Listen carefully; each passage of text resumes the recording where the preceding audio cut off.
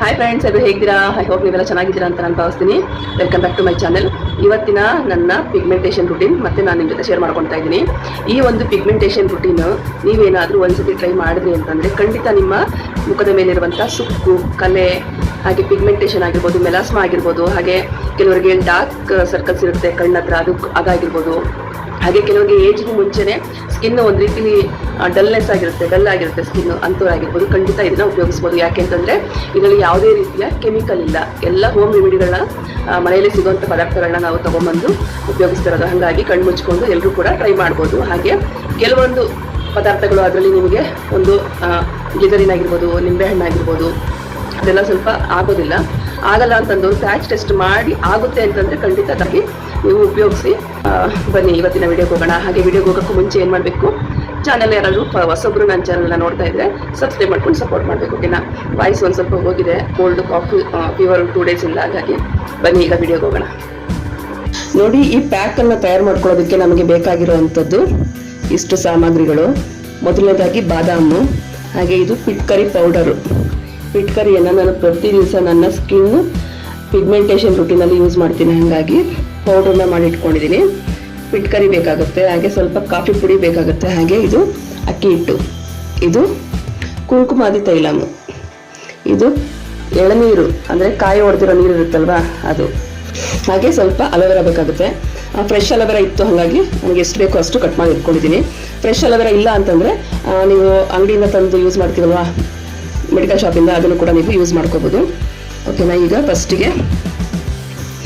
ಫಸ್ಟಿಗೆ ಇಲ್ಲಿ 2 ರಿಂದ 3 ಬಾದಾಮಿ ತಗೊಂಡು ನೆನೆಸಿಡ್ಬೇಕಾಗುತ್ತೆ. ಒಂದು ಅರ್ಧ ಗಂಟೆ 1 ಅವರ್ ಮುಂಚೆ, ಇಲ್ಲ ಒಂದು ನೈಟೆಲ್ಲ ನೆನೆಸಿಟ್ರು ಕೂಡ ಒಳ್ಳೆಯದೇ. ಚೆನ್ನಾಗಿ ನೆನೆಸ್ಕೊಂಡಾದ್ಮೇಲೆ ಈ ರೀತಿ ಸಿಪ್ಪೆ ತೆಗೆದು ಈ ಜಾರ್ಗೆ ಹಾಕೊಳ್ತಾ ಇದ್ದೀನಿ. ಪಿಟ್ಕರಿಯ ಪೌಡರು ಒಂದು 1/4 ಟೀ ಸ್ಪೂನ್ ಆಗುವಷ್ಟು ಅಂತ ಅಂದ್ಕೊಳ್ಳಿ. ಓಕೆನಾ? ಒಂದು ಅರ್ಧ ಟೀ ಸ್ಪೂನ್ ಆಗುವಷ್ಟು ಅಕ್ಕಿ ಹಿಟ್ಟು, ಹಾಗೆ ಕಾಫಿ ಪೌಡರು ಅದು ಕೂಡ ಒಂದು 1/4 ಟೀ ಸ್ಪೂನ್. ಜೆಲ್ಲನ್ನು ಮಾತ್ರನೇ ಈ ರೀತಿ ತೆಗೆದು ಮಿಕ್ಸಿ ಜಾರ್ಗೆ ಹಾಕೊತಾ ಇದ್ದೀನಿ. ನೋಡಿ, ಈಗ ಎಲ್ಲ ವಸ್ತುಗಳು ಹಾಕ್ಕೊಂಡಿದ್ದೀನಿ.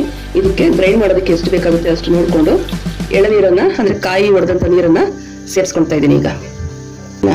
ಈಗ ಇದನ್ನು ಫೈನ್ ಪೇಸ್ಟ್ ಮಾಡ್ಕೊಂಡು ಬರ್ತೀನಿ. ನೋಡಿ, ಈಗ ಫೈನ್ ಪೇಸ್ಟ್ ಮಾಡ್ಕೊಂಡಿದ್ದೀನಿ. ಮಾಡಿರುವಂಥ ಪೇಸ್ಟನ್ನು ಒಂದು ಬೌಲಿಗೆ ತಗೊಳ್ತಾ ಇದ್ದೀನಿ. ನೋಡಿ, ಈಗ ರೆಡಿಯಾಗಿರುವಂಥ ಪ್ಯಾಕ್ಗೆ ಒಂದು 4 ರಿಂದ 5 ಡ್ರಾಪ್ ಕುಂಕುಮಾದಿ ತೈಲನ ಹಾಕ್ಕೊಳ್ತಾ ಇದ್ದೀನಿ. ಇದು ಕೇರಳ ಆಯುರ್ವೇದಿಕ್ ಶಾಪಲ್ಲಿ ಸಿಗುವಂಥ ಕುಂಕುಮಾದಿ ತೈಲ, ಪ್ಯೂರು. ಯಾರಿಗಾದ್ರೂ ಬೇಕಾದರೆ ಕೊಟ್ಟೆಕಲ್ ಆಯುರ್ವೇದಿಕ್ ಶಾಪ್ ಎಲ್ಲ ಕಡೆ ಸಿಗುತ್ತೆ. ತುಂಬ ಪ್ಯೂರು, ತುಂಬಾ ಚೆನ್ನಾಗಿದೆ. ನೈಟಲ್ಲಿ ಯಾರಿಗಾದ್ರೂ ತುಂಬಾ ಒಂಥರ ಡಲ್ ಆಗಿತ್ತು ಫೇಸು ಅಂತಂದರೆ ಖಂಡಿತ ಈ ಒಂದು ಕುಂಕುಮಾದಿ ತೈಲದ ಒಂದು 4-5 ಡ್ರಾಪ್ ತಗೊಂಡು ನೈಟ್ ಚೆನ್ನಾಗಿ ಮಸಾಜ್ ಮಾಡಿ ಮಲಗಿ ಬೆಳಗ್ಗೆ ಎದ್ದು ವಾಶ್ ಮಾಡೋದ್ರಿಂದ ಕೂಡ ಸ್ಕಿನ್ನು ಬ್ರೈಟ್ ಆಗುತ್ತೆ, ಹಾಗೆ ಕಲೆಗಳೆಲ್ಲ ಕಡಿಮೆ ಆಗುತ್ತೆ, ಬಂಗು ಕೂಡ ಕಡಿಮೆ ಆಗುತ್ತೆ. ನೋಡಿ, ಈಗ ಇದನ್ನು ನೀಟಾಗಿ ಮಿಕ್ಸ್ ಮಾಡ್ಕೋಬೇಕಾಗುತ್ತೆ. ತುಂಬಾ ಒಂದು ಒಳ್ಳೆ ರೆಮಿಡಿ ಇದು ಸ್ಕಿನ್. ಈ ಒಂದು ಪ್ಯಾಕ್ನ ನಾವು ಯೂಸ್ ಮಾಡಿದ್ಮೇಲೆ ಇಮ್ಮಿಡಿಯೇಟಾಗಿ ನಮ್ಮ ಸ್ಕಿನ್ ಯಾವ ರೀತಿ ಬ್ರೈಟ್ ಆಗುತ್ತೆ ನೋಡ್ಬೋದು ನೀವು. ತುಂಬಾ ಚೆನ್ನಾಗಾಗುತ್ತೆ ಫೇಸು. ರೆಡಿಯಾಗಿದೆ. ಈಗ ನೆಕ್ಸ್ಟ್ ಸ್ಟೆಪ್ಗೆ ಹೋಗೋಣ ಬನ್ನಿ. ಇದರಲ್ಲಿ 3 ಸ್ಟೆಪ್ ಇರುತ್ತೆ. ಫಸ್ಟಿಗೆ ನಾವೀಗ ಪ್ಯಾಕ್ ರೆಡಿ ಮಾಡಿ ಇಟ್ಕೊಂಡಿದ್ದೀವಿ. ಹಾಗೆ ನೋಡಿ, ಫಸ್ಟಿಗೆ ಸ್ವಲ್ಪ ನಾನು ಹಾಲು ತಗೊಂಡಿದ್ದೀನಿ. ಇದು ಕಾಯಿಸಿಲ್ಲ, ಪ್ಯಾಕೆಟ್ ಹಾಲೇನೆ. ನಿಮ್ಗೆ ಏನಾದರೂ ಫ್ರೆಶ್ ಹಾಲು ಸಿಗುತ್ತೆ ಅಂತಂದರೆ ಖಂಡಿತ ನೀವು ತೊಗೋಬೋದು. ರಾ ಮಿಲ್ಕಿಂದ ನಿಮ್ಮ ಫೇಸನ್ನು ನೀಟಾಗಿ ಕ್ಲೀನ್ ಮಾಡ್ಕೋಬೇಕು 2 ರಿಂದ 3 ಸತಿ.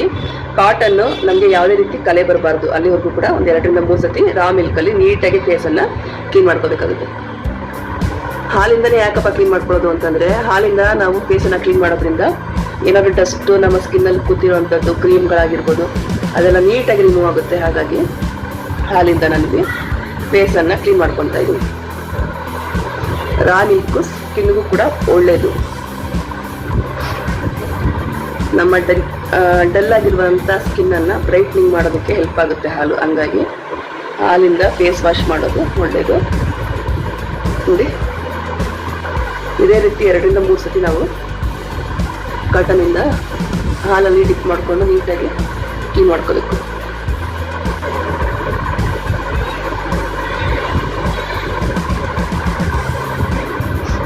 ನೋಡಿ, ಈಗ ರಾ ಮಿಲ್ಕಿಂದ ನೀಟಾಗಿ ಫೇಸನ್ನು 2 ರಿಂದ 3 ಸತಿ ಕ್ಲೀನ್ ಮಾಡ್ಕೊಂಡಿದ್ದೀನಿ. ಈಗ ನೆಕ್ಸ್ಟ್ ಏನು ಮಾಡಬೇಕಂತ ತೋರಿಸ್ಕೊಡ್ತೀನಿ. ನೆಕ್ಸ್ಟ್ ಸ್ಟೆಪ್ಪಲ್ಲಿ ನಮಗೆ ಗ್ಲಿಸರಿನ್ ಬೇಕಾಗುತ್ತೆ. ಗ್ಲಿಸರಿನ್ ಒಂದು 1/4 ಟೀ ಸ್ಪೂನು ನೋಡಿ, ಜೊತೆಗೆ ಸ್ವಲ್ಪ ರೋಸ್ ವಾಟರ್, 4ರಿಂದ 5 ಡ್ರಾಪ್ ಆಗುವಷ್ಟು ನಿಂಬೆ ರಸ. ನಿಂಬೆ ರಸ ನಿಮಗೆ ಸೂಟ್ ಆಗುತ್ತೆ ಅಂತಂದರೆ ಯೂಸ್ ಮಾಡಿ, ಇಲ್ಲ ಅಂತಂದರೆ ಮೊಸರನ್ನ ಯೂಸ್ ಮಾಡಿ.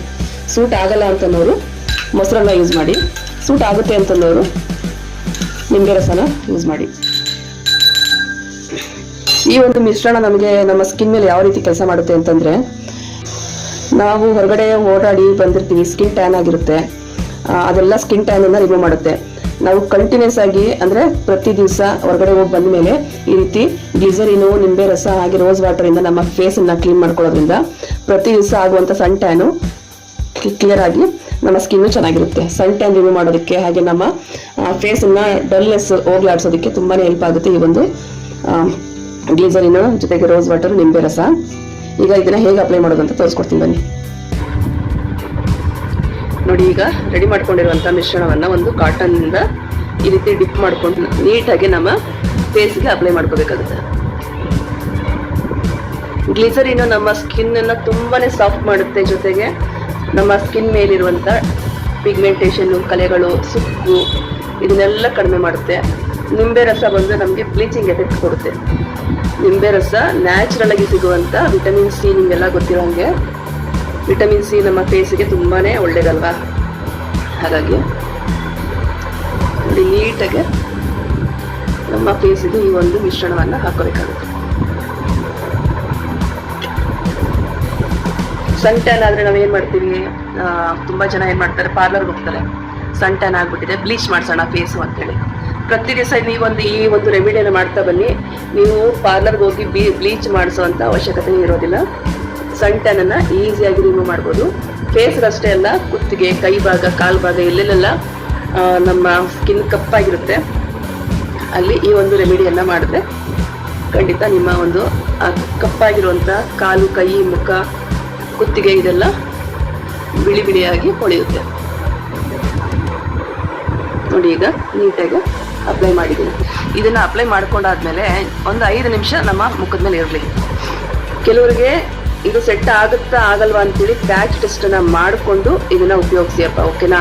ಕೆಲವರಿಗೆ ಕೆಲವೊಂದು ಅಲರ್ಜಿ ಇರುತ್ತೆ, ನಿಂಬೆಹಣ್ಣು ಆಗಲ್ಲ ಕೆಲವರಿಗೆ ಗ್ಲಿಸರಿನ್ ಆಗೋದಿಲ್ಲ. ಹಂಗಾಗಿ ನೋಡಿಕೊಂಡು ಉಪಯೋಗಿಸಿ ದಯವಿಟ್ಟು. ಫಸ್ಟಿಗೆ ಮಿಕ್ಸ್ ಮಾಡಾದ್ಮೇಲೆ ಪ್ಯಾಚ್ ಟೆಸ್ಟನ್ನು ಮಾಡಿ, ಕೈ ಮೇಲೆ ಹಾಕ್ಕೊಂಡು ಪ್ಯಾಚ್ ಟೆಸ್ಟ್ ಮಾಡಿ. ನಿಮಗೆ ಏನು ಅನಿಸ್ತಾ ಇಲ್ಲ, ಇರಿಟೇಷನ್ ಆಗ್ತಾ ಇಲ್ಲ ಅಂತಂದರೆ ಫೇಸ್ ಮೇಲೆ ನೀವು ಅಪ್ಲೈ ಮಾಡಿಕೊಂಡು ಯೂಸ್ ಮಾಡ್ಕೊಳ್ಳಿ, ಓಕೆನಾ. ಈಗ ಇದೊಂದು 5 ನಿಮಿಷ ಆಗಲಿ, ಮತ್ತೆ ನಾನು ಸಿಗ್ತೀನಿ. ನೋಡಿ, ಇದನ್ನು ಅಪ್ಲೈ ಮಾಡಿವಾಗ ಒಂದು 5 ನಿಮಿಷ ಆಗಿದೆ. ಈಗ ಒಂದು ಕಾಟನ್ ತೇವ ಮಾಡಿಕೊಂಡು ನೀಟಾಗಿ ಇದನ್ನು ರಿಮೂವ್ ಮಾಡ್ಕೊತೀನಿ. ಯಾರಿಗೆಲ್ಲ ಸನ್ ಟ್ಯಾನ್ ಆಗಿದೆ ಅವರೆಲ್ಲ ಈ ಒಂದು ರೆಮಿಡಿಯನ್ನು ಪ್ರತಿ ದಿವಸ ಮಾಡ್ತಾ ಬನ್ನಿ. ತುಂಬಾ ಚೆನ್ನಾಗಾಗುತ್ತೆ ಸ್ಕಿನ್ನು. ನಿಮ್ಮ ಸನ್ ಟ್ಯಾನ್ ಅದೆಲ್ಲ ಕಡಿಮೆ ಆಗಿ ಸ್ಕಿನ್ನು ಬ್ರೈಟಾಗಿ ನೀಟಾಗಿ ಇರುತ್ತೆ. ನೋಡಿ, ಈಗ ನೀಟಾಗಿ ರಿಮೂವ್ ಮಾಡ್ಕೊಂಡಿದ್ದೀನಿ. ಈಗ ನಾವು ಆಗಲೇ ರೆಡಿ ಮಾಡ್ಕೊಂಡ್ವಲ್ಲ ಪ್ಯಾಕ್, ಅದನ್ನು ನೀಟಾಗಿ ಫೇಸ್ಗೆ ಅಪ್ಲೈ ಮಾಡಬೇಕಾಗುತ್ತೆ.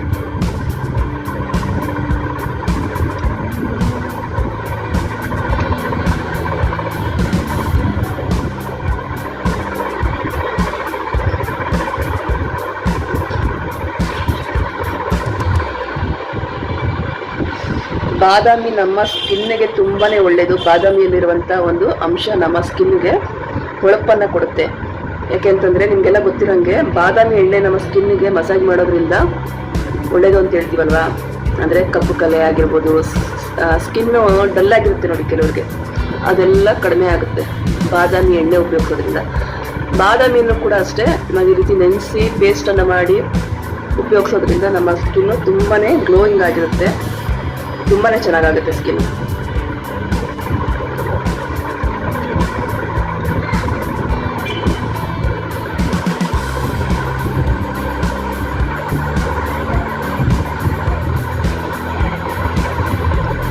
ನೋಡಿ, ಈಗ ಈ ಪ್ಯಾಕನ್ನು ನೀಟಾಗಿ ಫೇಸ್ಗೆ ಅಪ್ಲೈ ಮಾಡ್ಕೊಂಡಿದ್ದೀನಿ. ಇದು ನಮ್ಮ ಫೇಸ್ ಮೇಲೆ ಕನಿಷ್ಠ ಪಕ್ಷ 15ರಿಂದ 20 ನಿಮಿಷ ಇರಬೇಕು. ಮಸಾಜ್ ಕೊಡ್ತಾ ಇದನ್ನು ಪ್ಯಾಕನ್ನು ರಿಮೂವ್ ಮಾಡ್ಕೋಬೇಕಾಗುತ್ತೆ. ನಾನು 15 ನಿಮಿಷ ಬಿಟ್ಟು ಸಿಗ್ತೀನಿ, ಓಕೆನಾ. ನೋಡಿ ಫ್ರೆಂಡ್ಸ್, ಹಾಕಿರುವಂಥ ಪ್ಯಾಕ್ ಈಗ ಒಂದು 15 ನಿಮಿಷ, ಒಂದು ಮುಕ್ಕಾಲು ಭಾಗ ಅಂದರೆ ಸೆಮಿ ಡ್ರೈ ಆಗಿದೆ, ಓಕೆನಾ. ಈಗ ತುಂಬಾ ಚೆನ್ನಾಗಾಗುತ್ತೆ ಈ ಒಂದು ರೆಮಿಡಿ. ಖಂಡಿತ ನೀವೆಲ್ಲರೂ ಟ್ರೈ ಮಾಡಿ.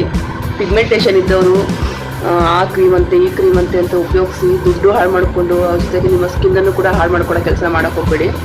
ಆದಷ್ಟು ಮನೆಯಲ್ಲೇ ಸಿಗುವಂಥ ಪದಾರ್ಥಗಳನ್ನ ಉಪಯೋಗಿಸ್ಕೊಂಡು ನಿಮ್ಮ ಫೇಸ್ ಮೇಲಿರುವಂಥ ಪಿಗ್ಮೆಂಟೇಷನ್ ಆಗಿರ್ಬೋದು, ಮೆಲಾಸ್ಮಾ ಆಗಿರ್ಬೋದು, ಕಪ್ಪು ಕಲೆಗಳಾಗಿರ್ಬೋದು, ಸುಕ್ಕಾಗಿರ್ಬೋದು, ಹಾಗೆ ಡಲ್ ಆಗಿರುವಂಥ ನಿಮ್ಮ ಚರ್ಮದ ಒಂದು ಕಾಂತಿಯನ್ನು ಹೆಚ್ಚಿಸ್ಕೊಳ್ಳುವಂಥ ಕೆಲಸನ ನಿಮ್ಮ ಮನೆಯಲ್ಲೇ ಇರುವಂಥ ಪದಾರ್ಥಗಳಿಂದ ಮಾಡಿ. ಓಕೆನಾ? ನೋಡಿ, ಕೈಗೊಂದು ಸ್ವಲ್ಪ ತೇವ ಮಾಡಿಕೊಂಡು ನಿಧಾನಕ್ಕೆ ಇದಕ್ಕೆ ಸಾಫ್ಟಾಗಿ ಮಸಾಜ್ ಮಾಡಬೇಕಾಗುತ್ತೆ.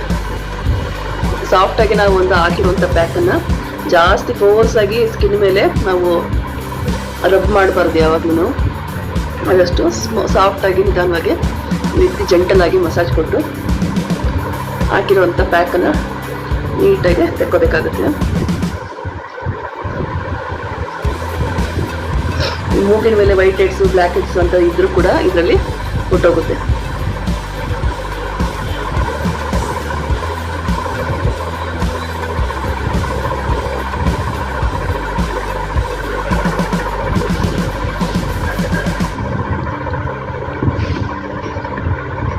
ನೋಡಿ, ಒಂದು 5 ನಿಮಿಷ ಈ ರೀತಿ ನೀಟಾಗಿ ಮಸಾಜ್ ಕೊಟ್ಟಿದ್ದೀನಿ ಹಾಕಿರುವಂಥ ಪ್ಯಾಕ್ಗೆ. ಈಗ ಫೇಸ್ ವಾಶ್ ಮಾಡ್ಕೊಂಬಂದು ತೋರಿಸ್ತೀನಿ. ನನಗಂತೂ ಯಾವುದೇ ರೀತಿಯ ಕ್ರೀಮ್ಗಳಾಗಿರ್ಬೋದು, ಯಾಕೆಂದರೆ ಮಾರ್ಕೆಟಲ್ಲಿ ಹೊಸ ಹೊಸ ಪ್ರಾಡಕ್ಟ್ಗಳು ಬರ್ತಾನೆ ಇರುತ್ತೆ. ಸ್ಕಿನ್ ಬ್ರೈಟ್ನಿಂಗ್ ಆಗುತ್ತೆ, ಮೆಲಾಸ್ಮಾ ಹೋಗುತ್ತೆ, ಪಿಗ್ಮೆಂಟೇಷನ್ ಹೋಗುತ್ತೆ, ನಿಮ್ಮ ಕಪ್ಪು ಕಲೆಗಳು ಹೋಗುತ್ತೆ ಅಂತೇಳಿ. ನಿಜ ಹೇಳ್ತೀನಿ, ಯಾವುದೂ ವರ್ಕ್ ಆಗಿಲ್ಲ ನನಗಂತೂ. ಹೋಮ್ ರೆಮಿಡಿಗಳಿಂದ ಮಾತ್ರನೇ ನನ್ನ ಸ್ಕಿನ್ ಮೇಲಿದ್ದಂಥ ತುಂಬ ಡಾರ್ಕ್ ಆಗಿತ್ತು. ಪಿಗ್ಮೆಂಟೇಷನ್ ಅನ್ನೋದು ಯಾವ ಥರ ಇತ್ತು ಅಂತಂದರೆ, ನಾನು ಸ್ವಲ್ಪ ವೈಟಾಗಿರೋದಕ್ಕೂ 2 ಸೈಡು ಪ್ಯಾಚ್ ಹೊಡೆದಂಗಿತ್ತು. ಇವಾಗ 99% ಕಡಿಮೆ ಆಗಿದೆ. ಅದರಲ್ಲ ಫ್ರೆಂಡ್ಸ್, ಈ ಒಂದು ವಿಡಿಯೋ ನಿಮ್ಗೆ ಏನಾದರೂ ಒಂದು ಚೂರಾದರೂ ಇಷ್ಟ ಆಗಿದ್ರೆ ಏನು ಮಾಡಬೇಕು, ವಿಡಿಯೋ ಪೂರ್ತಿ ನೋಡಿ ವಿಡಿಯೋ ಬಗ್ಗೆ ಏನು ಅನ್ನಿಸ್ತು ಅಂತೇಳಿ ಕಮೆಂಟ್ ಮಾಡಬೇಕು. ಹಾಗೆ ಈ ಹೋಮ್ ರೆಮಿಡಿಗಳನ್ನ ನೀವು ಕೂಡ ಧೈರ್ಯವಾಗಿ ಪ್ಯಾಚ್ ಟೆಸ್ಟನ್ನು ಮಾಡಿಕೊಂಡು ಉಪಯೋಗಿಸಿ ನಿಮ್ಮ ಮುಖದ ಕಾಂತಿ ಹೆಚ್ಚಿಸ್ಕೊಳ್ಳಿ ಅಂತ ಹೇಳ್ತೀನಿ. ಹಾಗೆ ನಾಳೆ ಮತ್ತೊಂದು ವಿಡಿಯೋದಲ್ಲಿ ನಾನು ನಿಮ್ಮನ್ನು ಭೇಟಿ ಆಗ್ತೀನಿ. ಅಲ್ಲಿವರೆಗೂ ಕೀಪ್ ವಾಚಿಂಗ್.